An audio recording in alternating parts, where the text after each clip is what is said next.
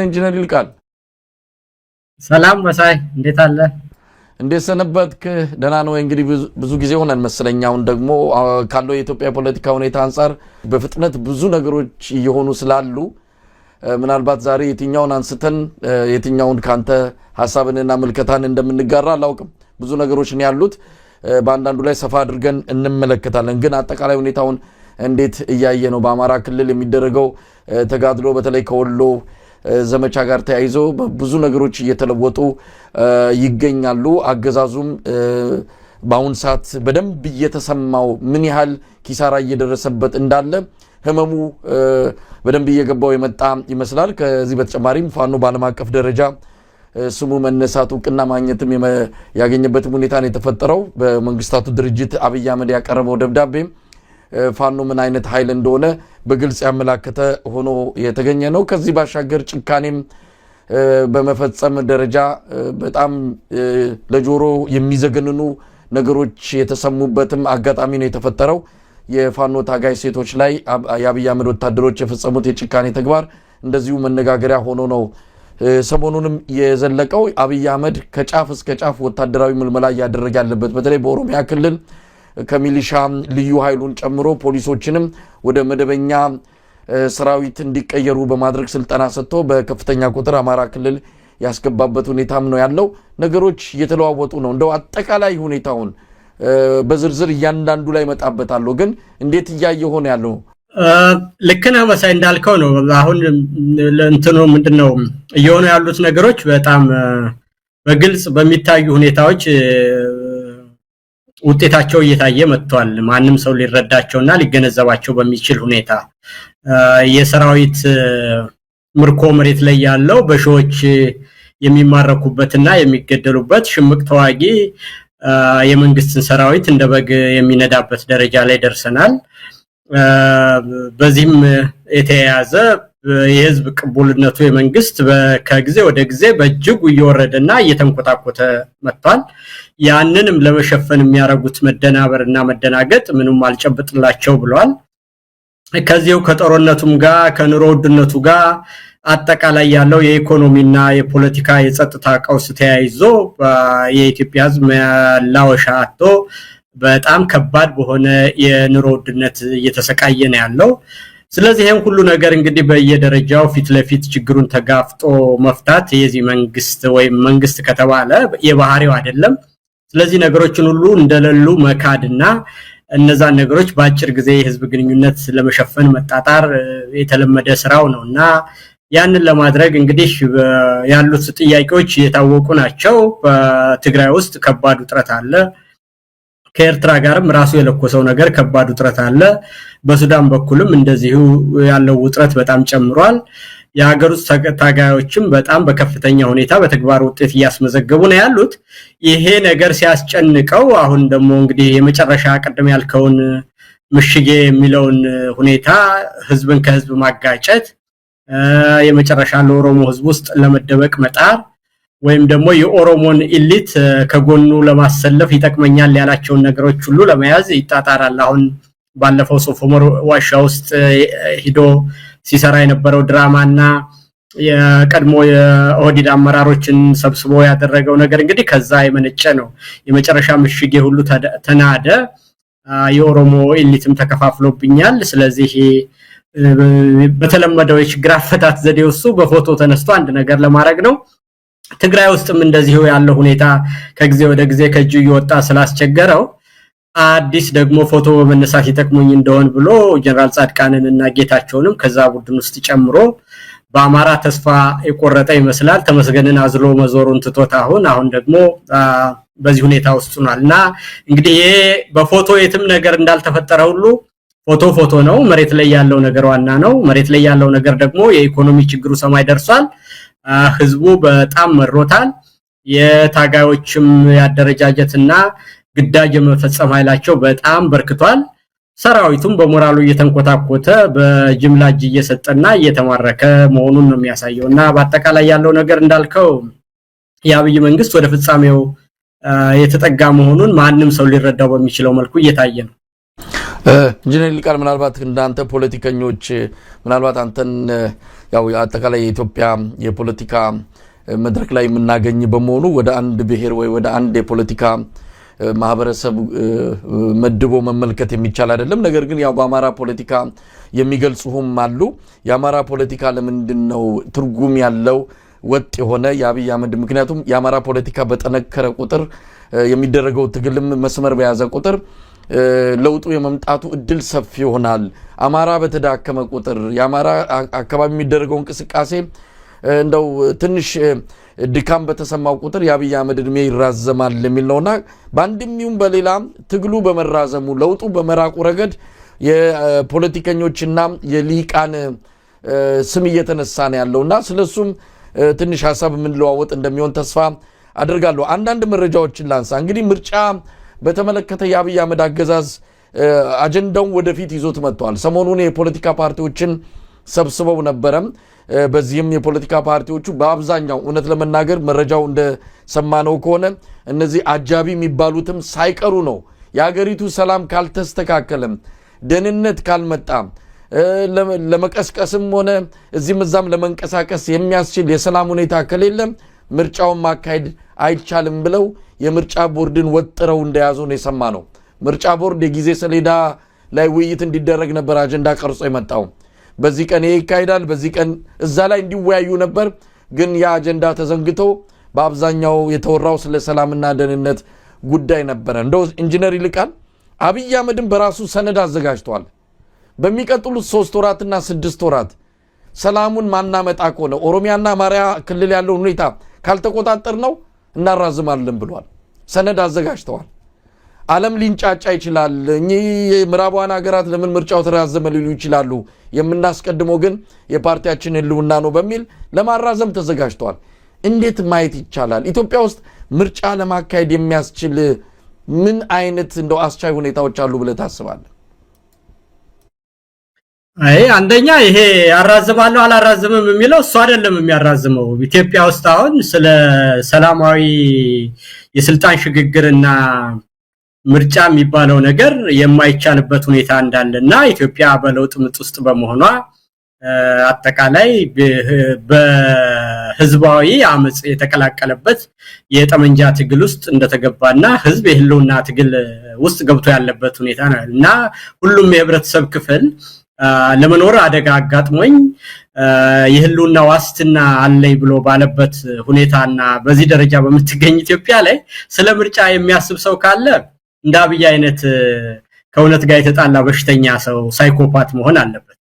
ስለዚህ ይሄ ከአብይ በባህሪው ድንያልን እንዳንድ የመኖሪያ ዘዴ ስለሚያረግና ባህሪውም ከእውነት ጋር የተጣላ ስለሆነ እንደዚያ ሊል ይችላል እንጂ አንድ አካል ስብስብ ወይም እንደ ሀገር አጠቃላይ ኢትዮጵያ የህልውና አደጋ አጋጥሟት ያለ ከህልውና ቀጥሎ የሚመጣን ነገር ስለ ምርጫ፣ ስለ ዲሞክራሲ፣ ስለ ኢኮኖሚ እድገት፣ ስለ አማራጭ ፖሊሲ፣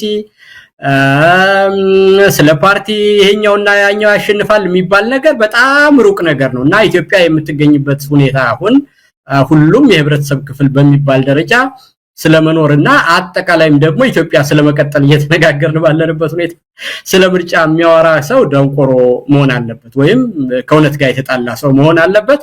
ስለዚህ የፓርቲዎችም አቋም አንተ እንዳልከው በዚህ ደረጃ መምጣት እውነታው ገፍቶ መካድ ወደማይቻልበት ደረጃ መድረሱንና አዲስ አበባ ላይ የተቀመጡትን የፖለቲካ ፓርቲዎች ቅድም አንተ እንዳልከው መንግስትን ይደግፋሉና የመንግስት አጃቢ ናቸው የሚባሉትም እንኳን ያን እውነት መካድ በማይችሉበት ሁኔታ የኢትዮጵያ ነባራዊ ሁኔታ አይኑን አፍጥጦ መጥቶ ማንንም ማታለል የማይቻልበት ደረጃ ደርሷል። እንደ አብይም አታሎ ምርጫ አረጋለሁ የማይችልበት ደረጃ ላይ ስለደረሰ ዓለም ይንጫጫል ምናምን ይላል እንጂ እሱ ይንጫጫል እንጂ ምርጫ ማድረግ አይችልም ነው መልሱ። እንደፈለገ ተዘላለህ እንጂ በምርጫ አታለህ የኢትዮጵያን ህዝብ አደናግረ መኖር አትችልም የሚለውን አንተ ራስህ አምነሃል ነው መባል ያለበት። መሳይ ሲተረጎም ነገር ለአብይ መቸው ይሆን? ምክንያቱም ኢትዮጵያ ውስጥ ቀውስ አለ፣ ስለዚህ ምርጫ ማካሄድ አልችልም ብሎ የስልጣን እድሜውን ለማራዘም እድል አይሰጠውም ወይ? አንድ ሁለት ነገሮች እንደው በኩል ሁኔታ ቢታዩ ምርጫውን ቢያካሂድ ለሱ ነው የሚጠቅመው ወይስ በአካሄድ ነው የሚጠቅመው የሚለው በተወሰነ ደረጃ ምክንያቱም አንዳንዱ የፖለቲካ ፓርቲዎች ምርጫውን ማካሄድ አለበት ግን አስቻይ ሁኔታዎች መምጣት አለባቸው ይላሉ። ምርጫው እንዲካሄድ ይፈልጋሉ ግን አስቻይ ሁኔታ መምጣት አለበት ይላሉ። ለአብይ አህመድ የሚጠቅመው የትኛው ነው እውነት ለመናገር? ለሱ ሁለቱም አይጠቅምም። አሁን እኔ በመጀመሪያ መሳይ ሲሪየስሊ አይደል የምንነጋገረው፣ ፖለቲካን በሚገባ በደርዙ ከፕሮፓጋንዳም ባለፈ ሁኔታ በመሰረታዊ የህዝብ አስተሳሰብና የመንግስት አሰራርን ሁሉ በተመለከተ ነገር በግልጽ መነጋገር አለብን። አሁን የኢትዮጵያ ሁኔታ ምርጫ ተደረገ ተባለም ምርጫ ተራዘመም ተባለ እዛ አካባቢ መፍትሄ የለም። አብይ አጭበርብሮ አዲስ አበባ ላይ ብቻ ምርጫ አደረኩ ብሎ ከሶስት ፓርቲ ጋርም ሆነ ወይም ከራሱ ጋር ቢያደርግ የሚቀይረው ነገር የለም። ምርጫው አልተደረገም ቢባልም የሚቀይረው ነገር የለም።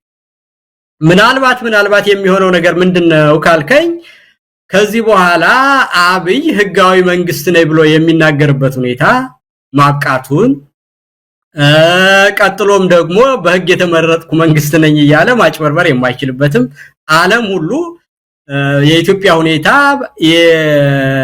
ከነችግሩም ቢሆን ይሄ ህገ መንግስታዊ ስልጣን አለኝ የሚለው ነገር ማክተሙን ያረጋግጣል። ስለዚህ ከዛ በኋላ የኢትዮጵያ ችግር የሚፈታው በአዲስ መልኩና በአዲስ ሁኔታ ነው የሚለው ነገር ለመግፋት የሁሉንም ማፍ በሚያስዘጋ ሁኔታ ነገሩ ይጠናቀቃል ማለት ነው። አብይም መንግስት ነኝ የሚልበት መዋቅራዊም ሆነ ህገ መንግስታዊ ነገር ያከትማል ከነውሸቱም ቢሆን።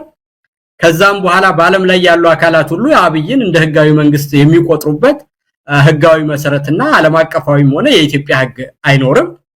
ከዛ በኋላ በአጠቃላይ አገሪቷ በአዲስ መልኩና በአዲስ ሁኔታ መበየን አለባት የሚለው ጥያቄ በማያሻማ ሁኔታ እያወቀም ቢሆን ሰው ለሚያደናግር ሰው እድል በማይሰጥበት ሁኔታ የሚገለጥበት ሁኔታ ይመጣል። ያንን ደግሞ ያመጣው አብይ ስለፈለገም ፈረንጅ ማመን ስለፈለገ ስላልፈለገም ይሄ አጃቢ ፓርቲ ስለወደደውም ስላልወደደውም ሳይሆን የኢትዮጵያ ልጆች የአማራም ልጆች በደማቸው ይሄ ስርዓት እስካለ ድረስ የህልውና ዋስትናችን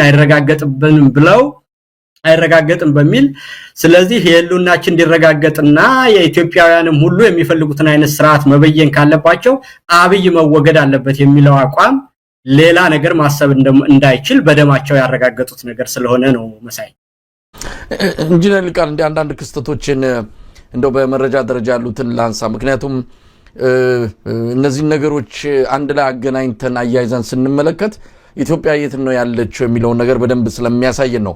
ከኢኮኖሚው እንጀምራለን። ኢኮኖሚው ያለበት ሁኔታ ሰሞኑን በብዙ መረጃዎች በብዙ ማስረጃዎችም እየተገለጸ የሚገኝ ነው። የአብይ አህመድ ባለስልጣናት በተለይ የፋይናንስ ባለስልጣናት እዚህ አሜሪካ ቆይተው ብዙ ለፍተው እንደው ሳንቲ ለማግኘት ያደረጉትን ደጅ መጥናትም ጫማ መላስም እንበለው ብዙ ነገር ሞክረው ያገኙት ነገር እንደሌለ የዓለም አቀፉ የገንዘብ ድርጅት በጣም መነቃነቅና መፈናፈን የማያስችል ነገር አቅርበውላቸው እንዳለ ነው የሰማነውና ይሄን ነገር ሲረዱ ወዲያውኑ ወደ ኤዥያ ወደ ቻይናና ዱባይ ነው ያመሩት ተከፋፍለው እዛ ሄደው እንደው ገንዘብ ስጡን የሚል ነው። እንዲህ አይነት እዚህም እዛም እየተራወጠ በር ያንኳኳ ደጅ እየጠና ገንዘብ እያመጣ ነው እንግዲህ በተወሰነ ደረጃ ጦርነቱንም የራሱንም እነዚህ የመናፈሻ ፕሮጀክቶችን እያስቀጠለ ያለው ለኢትዮጵያ ሕዝብ አይደለም እንደዚህ እየተሯሯጠ ያለው።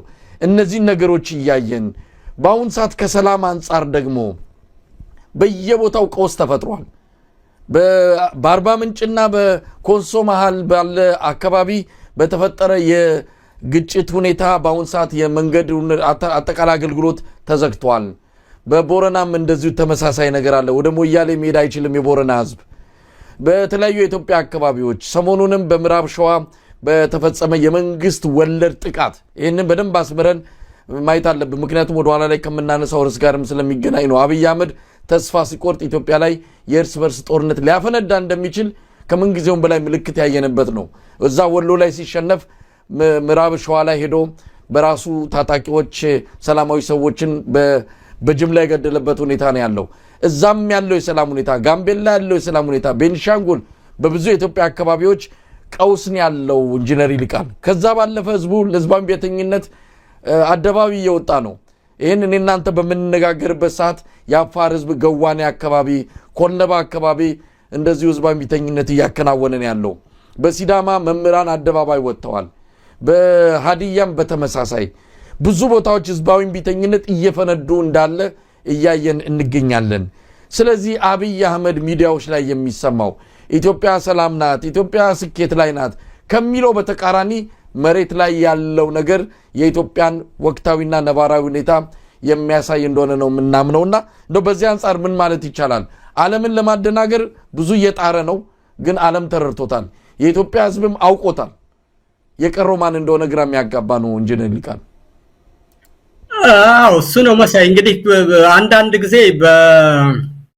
ልክ ነው አጠቃላይ ያልከው ነገር። እንግዲህ የአጠቃላይ መንግስትን አሁን የምንገኝበት የጦርነት ስልት ቅድምም አንተ ጠቆም አድርገህ ትወቀሳላችሁ ፖለቲከኞችና የአደባባይ ሰዎች ብለህ ያልከው ነገሮቹ ከየት ተነስተው ወዴት እንደደረሱ ሰው በእርጋታና በሰከነ ሁኔታ ስትራቴጂክ በሆነ ሁኔታ ለማየት በጥሞና መመልከትንና የነገሮችን ሂደትና ኑዋንስ መረዳትን ይጠይቃል። ያንን ደግሞ ሰው ስለማያይ መንግስት ምንድነው፣ መንግስት እንዴት ይወድቃል፣ መንግስትን የሚጠላው ማን ነው የሚለውን እገሌ የሚባለው መንግስት ሲወድቅ እገሌ የሚባለው ሲተካ ግልጽ ነው ማየት ይፈልጋል ሰው። የነገሮችን እድገትና ሁኔታ አይታዩት። ያ ስለሆነ ነው እና አሁን ያነሳቸው ነገሮች ሁሉ መሳይ መንግስትን የምጥለው አሁን በምንገኝበት ዘመን ውስጥ ድሮ የሚደረገው አይነት ትግል አይደለም። ይሄንን እንደው ለፕሮፓጋንዳ አይደለም እኔ በእውነቴ ነው የምልህ መሳይ፣ ወይም ደግሞ መንግስትን በስነ ልቦና ብቻ ለማዳከምና ለአንድ ቀን ንግግር ለሚሆን አይደለም። በጥሞና የተለያየ ጊዜ የነበሩ የጦርነት አይነቶች፣ የትግል አይነቶች፣ አሁን የምንገኝበት ሁኔታ ምንድነው፣ መንግስትስ ሊወድቅ የሚችለው በምንድነው ብለህ ስታስብ አሁን ያለው ሁኔታ ልክ ያልካቸው ነገሮች ሁሉ የውጤቱ መገለጫዎች ናቸው። የመንግስት ልክ ድሮ ሲደረግ war of attrition የሚባለው ብዙ ጦርነትና ብዙ ኃይል ግራና ቀኝ ተሰልፎ በውጊያ ኃይለኝነት ወይም በተለየ የማጥቃት ስልት አንዱ አንዱን አሸንፎ ላዩ ላይ ሲወጣ የሚደረግበት ወይም ደግሞ መካናይዜሽን ኃይል እየመጣና ታንክ እየመጣ የነበረበት ጊዜ አለ። ከዛም አልፎ ደግሞ አውሮፕላንና ሰርጓጅ መርከብ ከዛም ኤርክራፍት ካሪየር መጥቶ በዛ የሚደረግ አጠቃላይ ውጊያ ነበረ፣ አሁንም አለ። ከዛ ያለፈ ደግሞ አሁን በዚህ ዘመን የሚገኘው የሳይበር ዋርና የጉሪላ አይነት የህዝባዊ አመጽን የቀላቀለ አይነት ስልት ነው ያለው። ስለዚህ አሁን ያለው የውጊያ አይነት ይሄ ደግሞ በቻይና ማኦ ያሸነፈበት ነው፣ በቪየትናም እና ሆቺሚን ያሸነፉበት የጦርነት አይነት ነው። ታላላቅ ኃይሎችን ተከፋፍሎ በስነ ልቦናም በፖለቲካም በወታደርም ህዝብን አንድ ላይ አስጨንቆ መንግስትን ህዝብ ወደ ውጤት የሚመጣበት የትግል ስልት ነው አሁን ኢትዮጵያ ውስጥ ያለው። ይሄ የሚያሳያውን በፖለቲካ አብይ የት ነው ያለ ብለህ ስትል ደጋግመን ተናግረናል አይደል? ፖለቲካው ጠፍቶበት ድርጅት የሚባል የለው፣ መንግስት የሚባል የለው፣ ፖሊሲ የሚባል የለው። በህዝብ ውስጥ ያለው ቅብልነት ወድቆ ሙቷል። በስነ ልቦና እንደምትለው እንዳልከው ዋሻ ለዋሻ ሁሉ እየሄደ ስቃይ በስቶበት በፎቶ በመነሳት ነገሮችን ሊለውጥ ምን ያህል እየቃዠ እንደሆነና አይኑ ላይ ያየው ኩማ ደመቅሳ ሰላም የለም ጦርነት ይቆም ሲለው አንተ ጭንቅላት ውስጥ ነው እንጂ ሽፍታ የለም ብሎ ነገሮች እንዴት አርጎ እንደሚያልጣላና በስነ ልቦና ያለበትን ችግር የምታየው። በወታደር ደግሞ ካልክ ያንድ ሀገር ወታደር እንግዲህ የሚዋጋበት ዋናው አይዲዮሎጂና ምክንያት ስለሌለው እየተማረከ እየተበተነ እየጠፋበት ነው ያለው። በሌላው ግን ደግሞ የሚዋጋው ኃይል እየተጠናከረ እየሰለጠነ እያደገ የማጥቃት አቅሙም እየጨመረ በህዝብ ያለው ተቀባይነትም እያደገ ቅድም እንዳልከው በዓለም አቀፍ ሁኔታ ደግሞ ታዋቂነቱም እየጨመረ ነው የሄደው። ስለዚህ እነዚህ ድርብርብ ነገሮች አንድ ላይ ስለሚሄዱ ወታደር አሸንፎ አብይ ታስሮ እጁን ተጠፍሮ ሲሄድ ዛሬ ማየት ስለሚፈልግ ህዝቡ እንጂ በትግል ደረጃ ህዝቡን በየቦታው የሚያምጸው መንግስትም ቁጥጥራቶ በየቦታው የሚፈነዳዳበት የኑሮ ውድነቱና ኢኮኖሚው እንደዚህ የሆነበት ተሳስሮ የሚሄድ ትግል ስለሆነ በዚህ ደረጃ መንግስት በየጊዜው አረንቋውና ረግረጉ እየዋጣው እንደሆነ ምንም ይሄ ደግሞ በትክክል የተሰራበትና ወቅቱን የሚዋጅ የትግል ስልት ነው። ግን መሳይ ግን ይሄን ስንል ደግሞ ራሳችንን ማታለል የማይገባን ቅድም ካንተም ወስደው የራሳችንን የቤት ስራ መስራት የሚገባን ያልሰራነው ነገር ደግሞ አለ። የፋኖች አንድ ላይ አለመምጣትን በዚህ የትግል ስልታችን ነው ብሎ ማሳበብ አይቻልም። በስልጣንጥም በአካባቢያዊነት እየተሻቆጡ የትግል ስልት ነው ብሎ ራስን ማታለል አይቻልም። ስለዚህ እነሱ ያልሰሩትን ነገር የበለጠ ሊያፋጥን የሚችለው ነገር ባለማድረጋቸው የቀረ ስራ እንዳለ ነገር ግን ትግሉ በራሱ በፍጥነት እየሄደ እንዳለ ጥሩ ውጤትም እያመጡ እንደሆነ ግን ደግሞ ያልሰሩት ስራ እንዳለ ማወቅ አለባቸው ማለት ሁለቱም ማደባለቅ አያስፈልግም። ትግሉ ወደ ኋላ አልቀረም በብዙ መንገድ ቅድም ባልኩ በስነ ልቦና በፖለቲካ በውትድርና በዲፕሎማሲ በህዝብ ቢተኝነት በሁሉም ምልክቶች እነዚህ ባልኩ ሁሉ አንዳንዱን ብትጠቅስ ዲፕሎማሲ ብለ ስትል አብይ የት እንዳለ ታያዋለህ አይደለም በፋይናንስ ስትል አብይ የት እንዳለ ታያዋለህ በሚሊተሪ ሲባል የት እንዳለ ታያዋለህ በስነ ልቦና ምን ሁኔታ ውስጥ ነው ያለ ስትል ብለ ስትጠይቅ ራስ መልስ ትሰጠዋለህ እኮ በቃ አንድ ሙሉ ገጽ ትጽፋለህ እንደ ፈተና ብትወስደው ማለት እና በዚህ ሁሉ ነገር እየተዳከመ ነው ግን ደግሞ መሰራት ያለባቸው የቀሩ ስራዎች እንዳሉ ማወቅ ያስፈልጋል ግን ትግሉ የተዳከመው ዝም ብሎ አንድ ስላልሆነ በተቃዋሚዎች ድክመት ነው የሚለው ግን በጣም ግልብ ሐሳብ ነው ያልሰሩ ስራ አለ ቢሰሩ ወደ ውጤት መሄድ የሚገባቸው የቀራቸው ነገር አለ እውነት ነው ግን ይሄ በታምር የመጣ ሳይሆን በስራ የመጣ ነገር ደግሞ መሆኑን ማወቅ ያስፈልጋል ማለት ነው እንደው ጀነራል ይልቃል ከዚህ በጣም በተቃራኒ በሆነ መልኩ ሰሞኑንም ዶክተር ዮናስ ብሩን ባነጋገርኩበት ጊዜ አሁን የሚመጣው የትኛው መሃል የፋኖም ይሁን ተሰባስቦ የሚመጣው ማይል ይሁን የበለጠ እንደም አብይ አህመድ ከያዛት ኢትዮጵያ የበለጠ ቀውስ ይፈጥራል እንጂ መፍትሄ አመጣም ብለው ደምድመው የተቀመጡ ያደባባይ ምሁራንም አሉ እንደነ ዶክተር ዮናስ አይነቱ አንድ ቀን ሁለታችሁን ለማገናኘት በዚህ አጋጣሚ ቃል ለመግባት ሞክራለሁ ሁለታችሁን ምክንያቱም ጫፍና ጫፍ የሆኑ አመለካከቶች ስላላችሁ ነው እንዲህ አይነቱ ምሁራን ከፖለቲካ ሊቃንም ከአደባባይ ምሁራንም ያቀራረብን ወደ መድረኩ ያመጣን ካልሆነ በስተቀር እንደዚሁ ዛና ዛ እየተናገርን የዚች ሀገር ምጥ እየተራዘመ ስለመጣ ለዚህ ባስቸኳይ መፍትሄ መገኘት ያለበት ይመስለኛልና እሱን ወደ ኋላ ላይ አነሳዋለሁ አንዳንድ ክስተቶች እንድትቀስ ቀደም ሲል ካነሳው ከዚህ ከሶፍ ዑመር ወግ ጋር በተያያዘ እንደው እሱን ትዕይንት እንዴት አየው በጣም ብዙ ነገር ይነግረናል አንደኛ የአማራ ባለስልጣናት ለምንድነው ያልተጋበዙት ለምንድነው ያልሄዱት አብይ አህመድ ለምንድነው እነሱን ገለል ያደረገው አንድ መረጃ ሰምተናል በአማራ ፖለቲከኞች በብልጽግና ውስጥ ባሉ እነደመቀ መኮንን እንግዲህ በጦርታ ቢወጣም እነሱን ጨምሮ አብይ አህመድ ትንሽ እየሸሻቸው ነው በጣም ይንቃቸዋል አያምናቸውም የሚባል ነገርም አለ እንደምንሰማውም ከሆነ በወጡበት በዛው ስለሚቀሩ የአማራ በምክር ቤት ያሉ በሆነ ባለስልጣንም በሆነ ቢሮ ኃላፊነትም ያሉ በወጡበት ስለሚቀሩ በአሁን ሰዓት የአማራ ባለስልጣናትን ቪዛ ጭምር ነው ፓስፖርት ጭምር አብይ አህመድ ይዞ ከሀገር እንዳይወጡ ያደረጋቸው ነው የሚልም ነገር እንሰማለን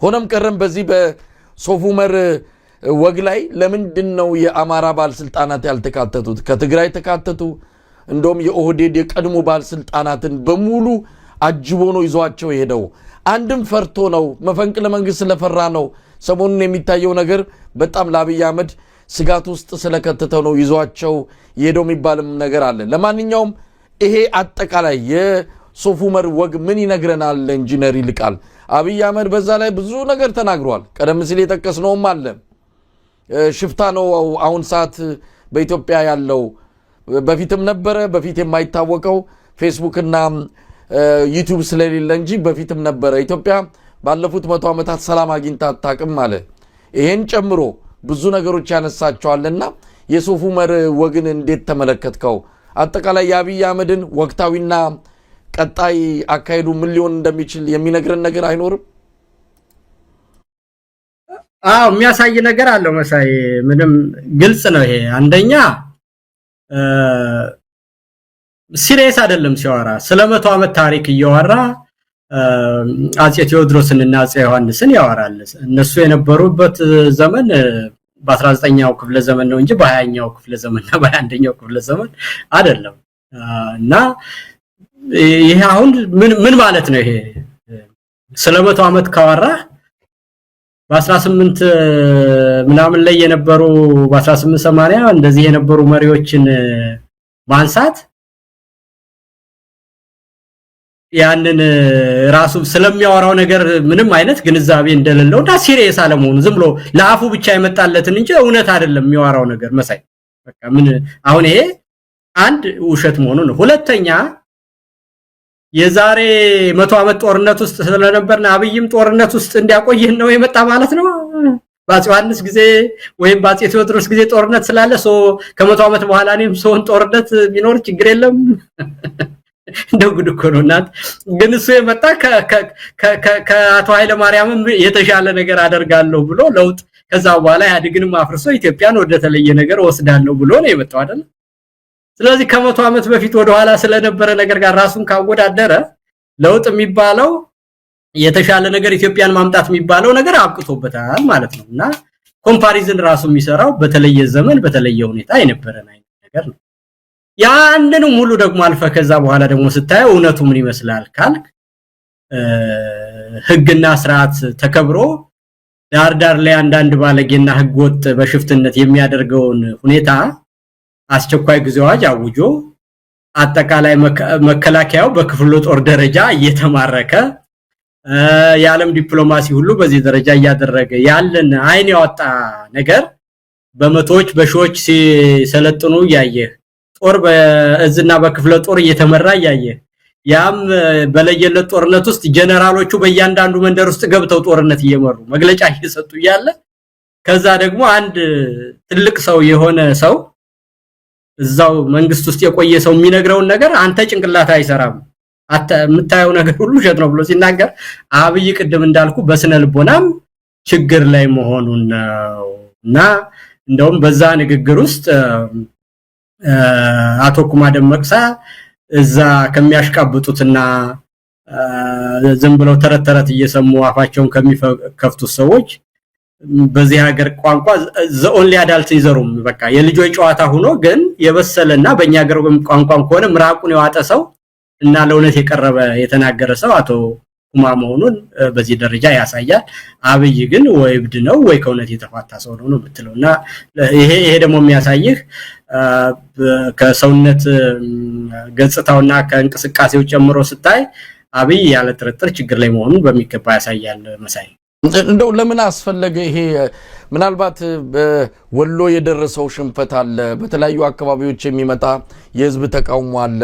አብይ አህመድ ራሱ የገባውን ቃል እንኳን መፈጸም አልቻለም። መስከረም ወር ላይ ይፈጸማል ወይም ህዝብ ደሞዝ ሊጨምርላቸው ቃል የገባላቸው ሰው ኪስ ውስጥ ይገባል ያለው ደሞዝ አልተፈጸመም። እንደሰማነው ከሆነ ለፊርማ እሱ ጋር ነው የተቀመጠው። ግን ከፈረመ በኋላ መከፈል አለበት፣ ግን የሚከፈል ገንዘብ የለም።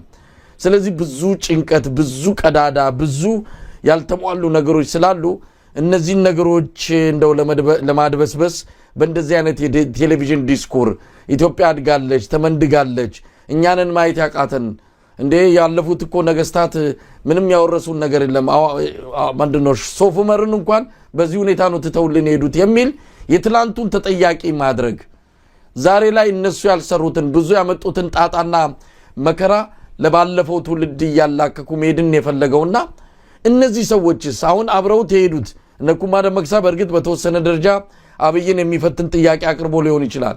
እና አባዱላ ገመዳ እነ ጁነዲን ሳዶ የቀድሞ የፋይናንስና ልማት ትብብር ሚኒስትሩ አቶ ሶፊያን እነዚህ ጭምር በዚህ ሰውዬ ለምንድነው ሐቁን መናገር ያልፈለጉት? ለምንድነው በሱ ድራማ ላይ ተዋናይ ሆኖ መምጣትን የወሰኑትና አንዳንድ ነገሮች በተወሰነ ደረጃ እንደው ገፍቶ መምጣትና መናገር ያለብን ይመስለናል። ኢንጂነር ይልቃልና እንደው አጠቃላይ ሁኔታው ይሄ ነገር ምን እንዲመጣ ተፈልጎ ነው የተዘጋጀው? እውነቱን ያሳየናል ወይስ አብይ አህመድ በደንብ ፍርሃት ውስጥ እንዳለ ማምለጥ የማይችለው ነገር ከፊቱ እየመጣ እንዳለ የምናይበት ነው ማለት እንችላለን?